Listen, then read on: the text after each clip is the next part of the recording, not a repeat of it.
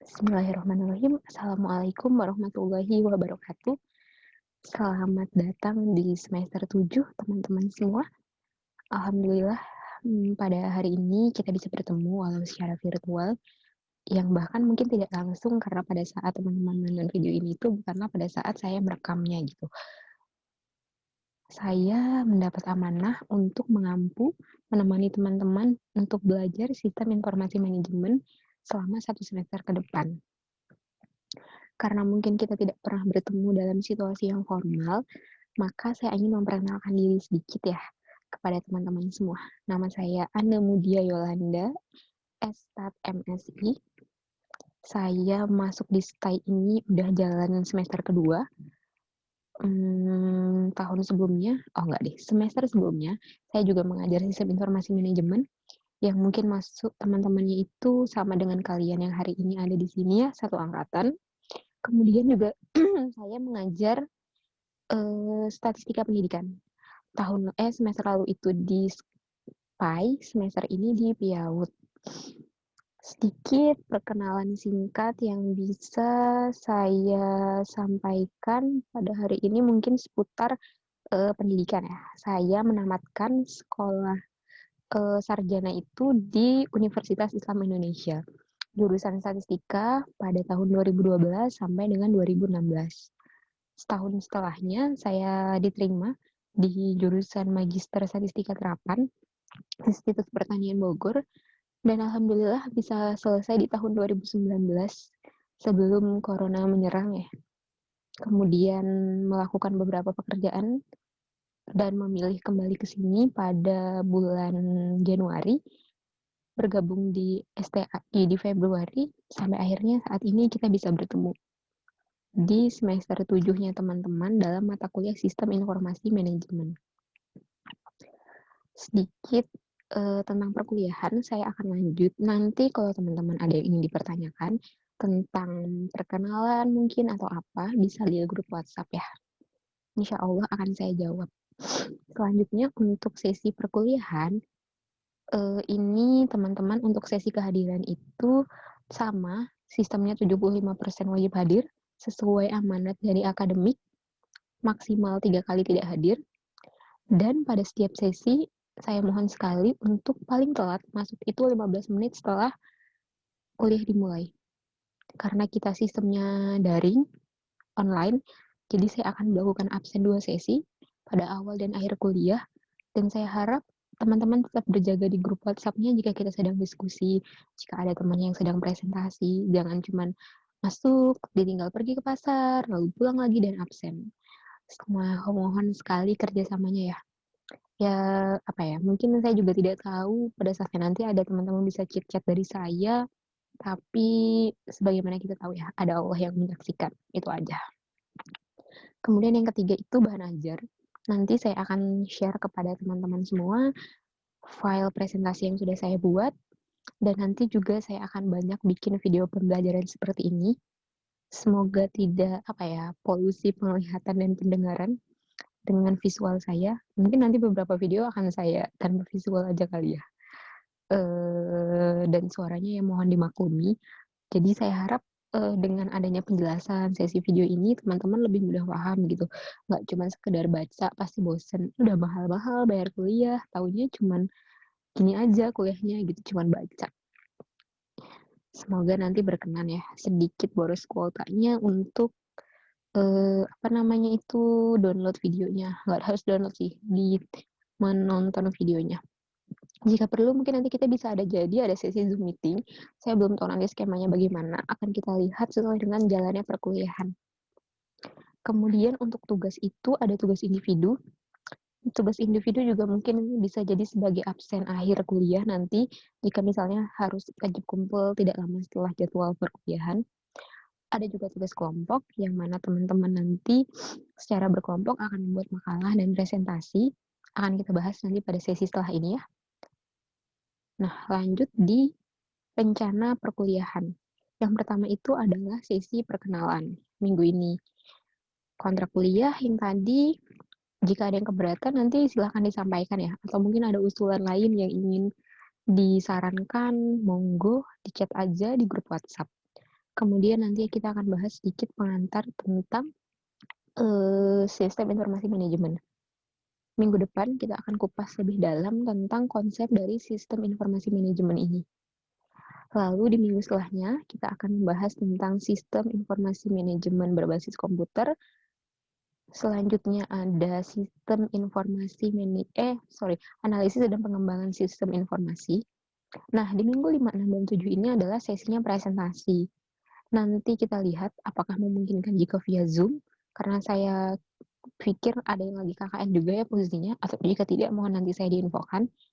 Jika tidak ada, nanti mungkin kita bisa via grup WhatsApp, teman-teman bikin video, atau nanti bisa jawabnya via voice note. Nanti akan kita kondisikan. Untuk kelompoknya nanti harapan saya di sini bisa ada 6 kelompok ya. Coba nanti teman-teman saya pikir bisa diatur sendirilah, atau mungkin ada yang kelompok KKN-nya barengan biar nanti di daerah sana mudah mengerjakan, itu silahkan gitu. Jadinya biar nggak ribet, biar lebih memudahkan teman-teman. Kemudian setelah itu nanti kita akan ada sesi ujian tengah semester di pertemuan yang ke-8. Gitu. Setelah UTS, kita masih akan bertemu lagi untuk sekitar 7 kali pertemuan, sekitar 7 minggu. Di situ kita akan membahas tentang basis data, bagaimana perannya dalam sistem informasi manajemen. Nah, ini yang udah menjurus ke jurusannya teman-teman. Jadi kalau dari pertemuan UTS itu sama sekali nggak ada hitungannya. Teman-teman jangan khawatir. Dan mungkin karena saya orang statistika, terus terbayang hitung-hitungan, enggak ya. Mungkin juga sedikit udah dapat lah contoh-contoh dari teman-teman yang semester lalu.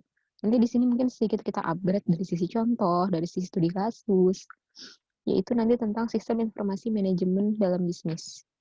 Lalu bagaimana bisnis digital itu, serta bagaimana internet itu bergerak sebagai infrastruktur dalam di perusahaan digital.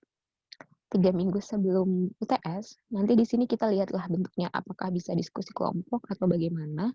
Kita akan bahas model-model bisnis yang ada yang menggunakan sistem informasi manajemen dalam jalannya. Karena mungkin jika dilihat sistem informasi manajemen itu nggak ada bagian ekonominya, tapi teman-teman nanti kita akan lihat bagaimana perannya seorang ekonom itu dalam sistem informasi manajemen. Pertemuan terakhir UAS, dan nanti juga ini akan kita ikuti apakah seperti kemarin atau nanti gimana. Oh ya, kalau untuk UTS itu sebenarnya dari saya kita tidak harus tatap muka ya. Nanti saya akan kasih soal via online, teman-teman bisa kerjakan di rumah dalam kurun waktu sekian-sekian gitu. Untuk UASnya kita akan lihat apakah harus di kelas atau tidak atau bagaimana. Jika tentang rencana pembelajaran ini ada yang ingin ditanyakan juga, teman-teman nanti silahkan untuk bertanya di grup WhatsApp atau ada saran lain atau apa, langsung aja. Nah, kemudian jika nanti ada pertanyaan bisa dijawab. Sebelum itu kita langsung dulu nih akan masuk dalam pengantar sistem informasi manajemen. Yang mana sistem itu adalah kumpulan dari unsur-unsur atau elemen yang saling terintegrasi membentuk suatu kesatuan untuk mencapai tujuan yang diinginkan. Nah, jadi di sini teman-teman bisa lihat ya. Jadi sistem itu artinya adalah kumpulan dari unsur-unsur atau elemen yang saling terintegrasi membentuk satu kesatuan untuk mencapai satu tujuan yang diinginkan. Jadi ada unsur-unsur yang dilakukan, ada elemen-elemen yang saling terkait di situ. Kemudian setelahnya itu kita bisa lihat di sini untuk pendekatan sistem itu bisa dilihat dari dua sisi. Ada namanya pendekatan prosedur dan ada namanya pendekatan elemen. Untuk pendekatan prosedur itu terdiri dari sistem sebagai suatu jaringan kerja dari prosedur yang saling berhubungan, yang mana kita bersama-sama untuk mencapai suatu tujuan tertentu dan memiliki urutan tahapan instruksi. Jadi di sini bisa dilihat sistem itu dia itu menerangkan apa, harus dikerjakan oleh siapa, yang mengerjakan itu juga siapa, kemudian kapan dia dikerjakan, dan juga bagaimana suatu itu dikerjakan. Itu adalah sistem. Sedangkan kalau dari sisi elemen, di sini bisa kita lihat bahwa elemen itu merupakan sistem sebagai sekumpulan elemen yang saling berinteraksi. Jadi kalau tadi itu sebelumnya dari sisi yang saling berhubungan, kalau di sini dia saling berinteraksi. Sama-sama untuk mencapai tujuan, lalu bedanya dari sisi di sini, elemen itu bisa saja bentuknya alat, manusia, atau peraturan, yang mereka terdapat hubungan atau interaksi menjadi satu kesatuan untuk mencapai tujuan tertentu. Jadi sebenarnya perbedaan paling mendasarnya itu yang di sini, yang nomor 1 ya. Dan juga yang di nomor 3. Tuh, semoga bisa dipahami ya untuk contohnya. Kemudian contoh sistem. Misalnya begini, kita punya inputnya nanti apa, lalu ada prosesnya, lalu ada outputnya. Di sini saling terintegrasi, berhubungan, ada feedbacknya. Jadi suatu sistem dikelilingi oleh lingkungan dan terkandung mekanisme umpan balik juga. Jadi kita bisa kasih saran atau apa. Inputnya itu juga bisa macam-macam. Pokoknya semua bentuk elemen yang masuk ke dalam sistemnya. Lalu dia akan diproses untuk mengkonversikan atau mentransformasi input ke dalam output yang terkandung. Nanti output itu bentuknya bisa produk atau suatu keputusan kalau di perusahaan. Jadi misalnya ada kasus A, inputnya ini kasus, diproses, misalnya bentuknya kebijakan gitu. Lalu ada umpan balik yang merupakan aliran informasi dari komponen keluaran bagi pengambil keputusan mengenai keluaran sistem. Nah, kalau lebih kompleksnya lagi untuk model sistem umum suatu organisasi, di sini bisa kita lihat ada sumber daya masukan. Sumber daya masukan ini bentuknya bisa sumber daya fisik, kemudian ada proses transformasinya. Di sini tadi yang output itu, kemudian ada informasi yang diproses. Informasi yang diproses ini sampai ke manajemennya. Sampai nanti ada sebuah keputusan. Gitu. Dan yang paling penting dalam transfer informasi manajemen tentu saja ada yang namanya informasi. Jadi kalau di bagian ini tadi itu adalah sistem, nanti ada informasi yang diolah, lalu ada manajemennya. Begitu. Kita akan lihat lebih dalam nanti tentang informasi dan manajemennya setelah ini. Nah, informasi sendiri artinya adalah data yang diolah menjadi bentuk yang lebih berguna dan lebih berarti bagi penerimanya. Konsepnya itu gini, ada data, diubah jadi informasi. Jadi misalnya teman-teman punya data penjualan, itu masih bentuknya berupa data. Tapi setelah diolah, misalnya jadi grafik, ada informasinya. Oh, ternyata penjualannya menurun gitu. Oh, ternyata penjualannya naik. Nah, bisa dibaca ya untuk definisi-definisinya nanti di sini. Contoh lainnya, data ini adalah 160, 150, 165, 145, 170. Kalau tidak ada keterangannya, kita belum tahu ini data apa. Tapi jika ditambah penjelasan, ini adalah tinggi mahasiswa yang menjalani tes kesehatan. Lalu kita bisa olah datanya jadi rata-rata misalnya. Sehingga dia menjadi informasi. Lalu perbedaannya lainnya, data itu adalah fakta yang disimpan.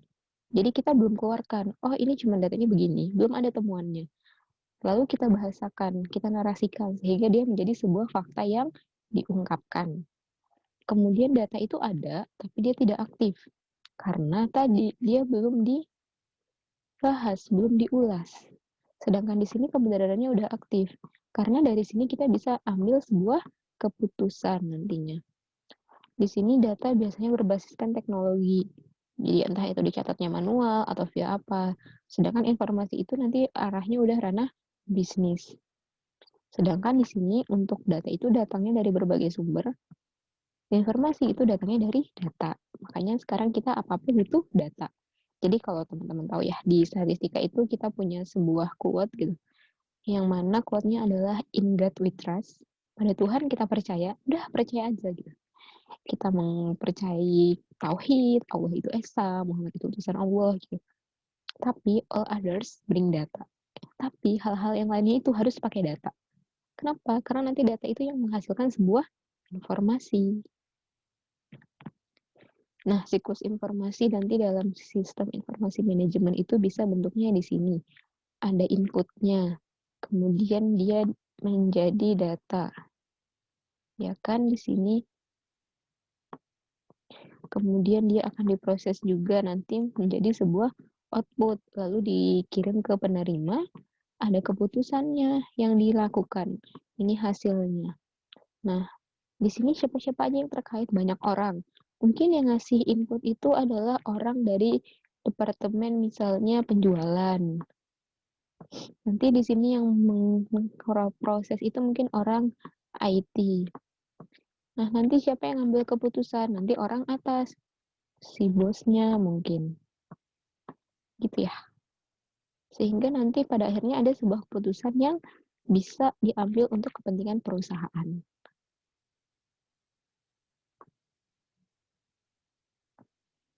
Sistem informasi. Nah, kalau udah digabungkan, jadi mereka punya fungsi lebih, yaitu susunan dari orang-orang, kegiatan, data, jaringan, dan teknologi yang diintegrasikan sedemikian rupa dengan tujuan untuk mendukung dan memperbaiki operasi sehari-hari perusahaan, serta untuk memenuhi kebutuhan informasi baik untuk pengambilan keputusan maupun pemecahan masalah.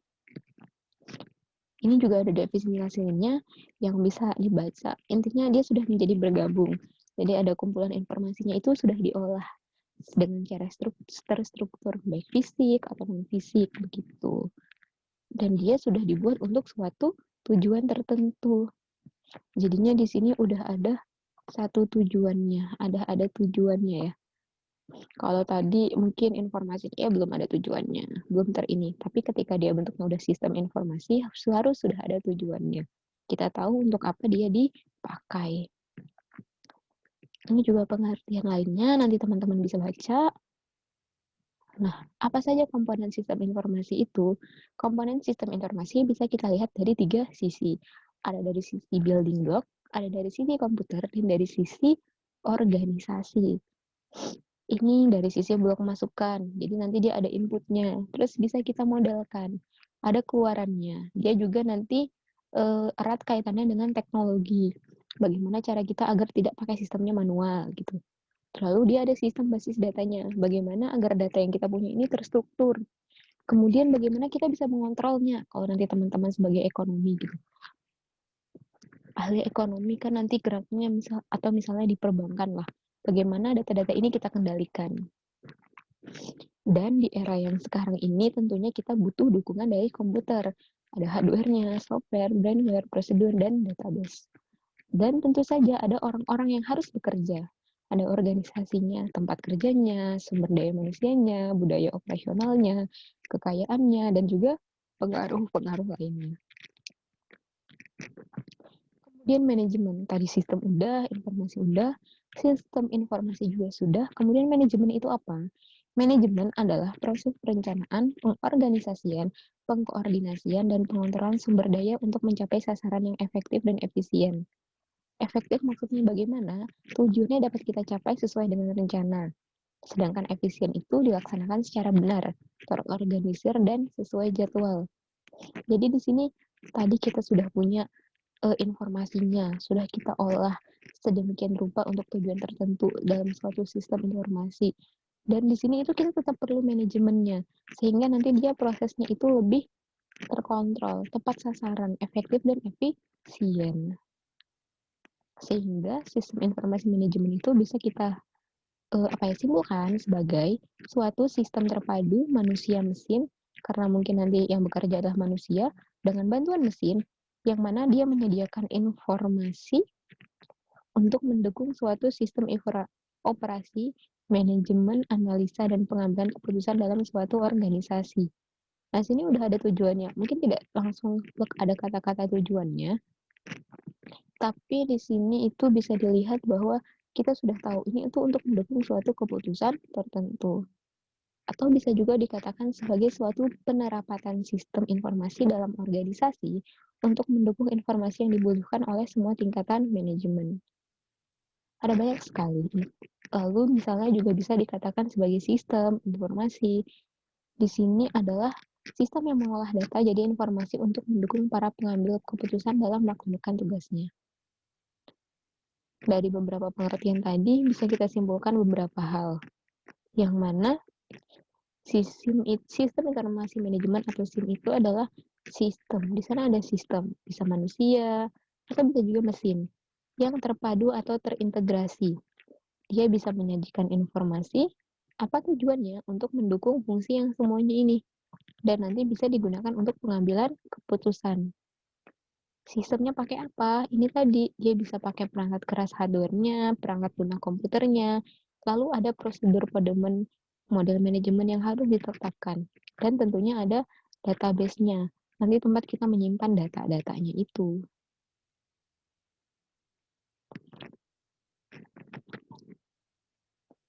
Jadi di sini bisa dikatakan bahwa SIM adalah alat pengumpul informasi.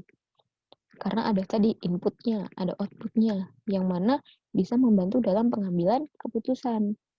Kemudian dia juga berfungsi untuk melakukan pengawasan, analisis, dan visualisasi.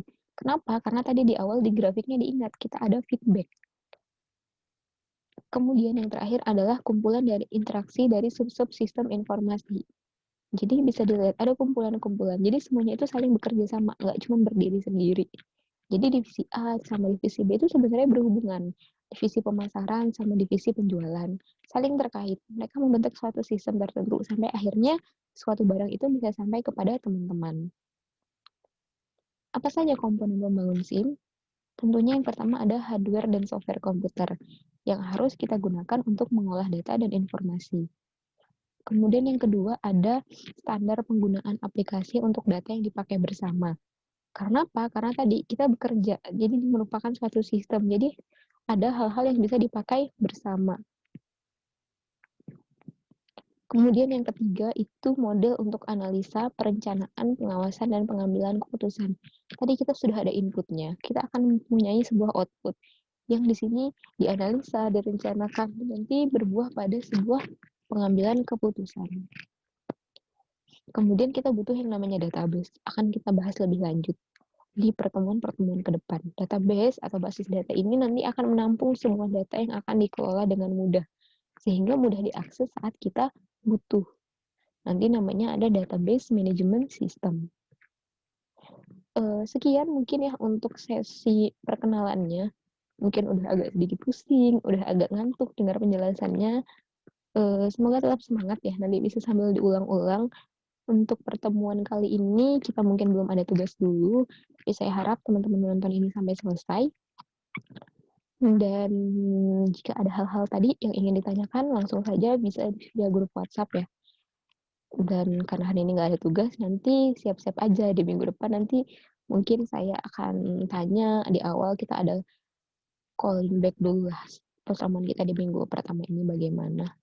Sekian, terima kasih teman-teman atas perhatiannya. Saya harap apa yang kita dapatkan hari ini dapat berguna untuk teman-teman semua. Mungkin penerapan yang belum terlihat sekarang, tapi semoga setidaknya bisa menambah wawasan lah. Lebih dan kurangnya saya mohon maaf. Wabillahi taufiq wal hidayah. Wassalamualaikum warahmatullahi wabarakatuh.